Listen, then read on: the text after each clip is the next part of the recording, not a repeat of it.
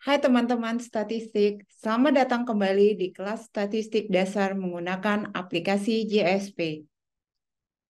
Kali ini kita masuk ke modul 4, Data Integration dan Data Distribution oleh Nur Hasanah SSI MKOM. Setelah mempelajari modul 4 ini, kalian bisa memahami tentang data integration dan data distribution menggunakan JASP. Outline dari modul 4 ini, yang pertama, exploring data integration, yang kedua, is your data correct, yang ketiga, data distribusi. Kita masuk ke exploring data integrity. Nah, integritas data adalah keakuratan, kelengkapan, dan kualitas data yang dipertahankan dari waktu ke waktu di berbagai format. Kita bisa tahu bahwa data kita akurat itu, bagaimana cara kita mengeceknya, yaitu kita bisa melihat dari sisi bias. Nah, bias dapat didefinisikan sebagai kecenderungan pengukuran suatu data itu ke arah yang melebihkan atau ke arah yang lebih rendah dari nilai parameter populasi gitu ya. Artinya yang dimaksud lebih rendah ini meremehkan dari nilai parameter populasi. Nah, di sini ada beberapa jenis bias gitu yang didesain dari desain penelitian dan pengumpulan data. Yang pertama, bias pemilihan peserta, yaitu diakibatkan karena beberapa peserta lebih mungkin dipilih untuk studi daripada yang lain gitu. Terus bias eksklusif peserta, yaitu karena pengecualian sistematis dari individu tertentu dari penelitian. Kemudian bias analitis, karena cara mengevaluasi dari hasil penelitian. Nah, kemudian kita lihat lagi data korek atau kebenaran dari data kalian dilihat dari outlier. Kita mau melihat outlier dari data kalian. Nah, outlier atau pencilan adalah titik data yang berada di luar batas normal dari titik data yang lain gitu. Outlier dapat disebabkan oleh berbagai hal seperti kesalahan dalam input data atau kesalahan analisis pada titik pengumpulan data box plot.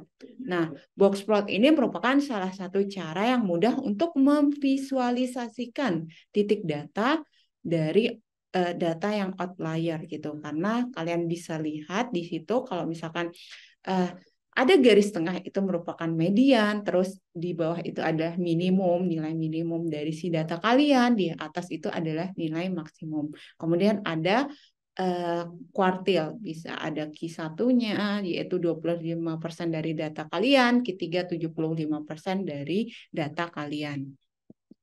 Kemudian kita masuk ke implementasinya menggunakan JASP. Nah, di sini kita akan implementasi dari outlier gitu ya. Nah, kalian masuk ke menu utamanya dengan 3 baris di sebelah kiri atas, kemudian kalian pilih ke customizable plot gitu ya. Kalian di situ pilih box plot, kalian centang box plotnya, terus box plot elemen, kemudian label outlier gitu ya. Nah, di sini misalkan kita menggunakan data yang sama gitu ya dari data album sales gitu ya. Nah, di sini untuk parameter advert dan airplay. Kalian bisa lihat untuk dari advert itu outliernya di data ke-43 dan 184. Kemudian di airplay itu di data ke-42. Nah, bagaimana dengan dua variabel yang lain, yaitu attract dan sales? Nah, untuk attract, kalian ada outlier di data ke-12 dan 181. Kemudian untuk sales itu tidak ada outliernya. Berarti datanya sudah benar gitu ya.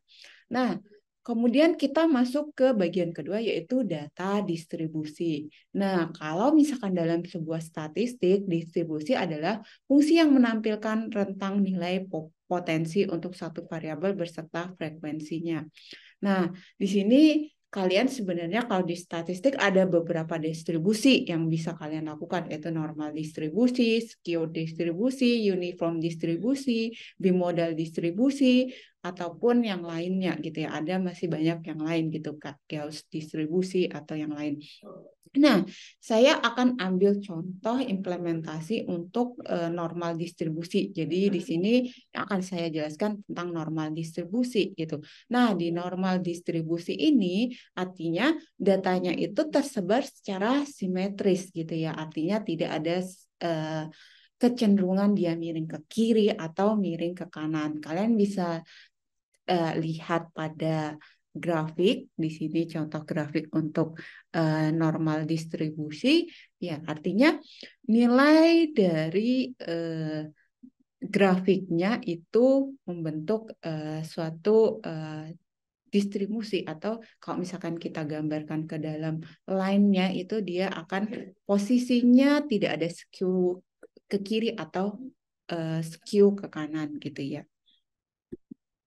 Nah, bagaimana kalau kita masuk ke GISP-nya untuk normal distribusi? Caranya kalian lanjut yang tadi, yaitu di statistik deskriptif.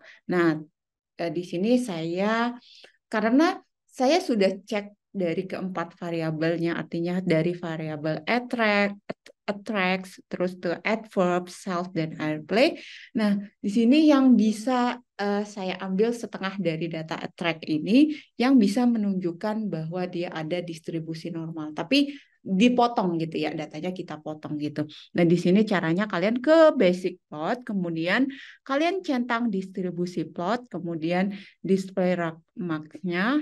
Nah, kemudian kalian bisa melihat gambar grafiknya. Nah, di sini yang saya warnai warna merah ini dia untuk attract yang menunjukkan distribusi normal. Artinya kita ambil nilai sebagian saja, karena saya sudah coba untuk mengambil contoh data library yang lain tapi tidak menemukan untuk distribusi normal. Jadi saya ambil dari variabel attract, kemudian kalian perhatikan yang dalam kotak merah saja. Nah, di situ menunjukkan bahwa si variabel attract yang mempunyai distribusi normal.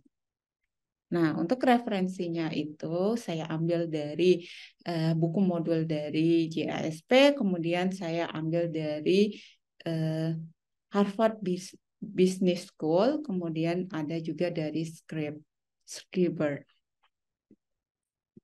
Oke, teman-teman, terima kasih atas perhatiannya.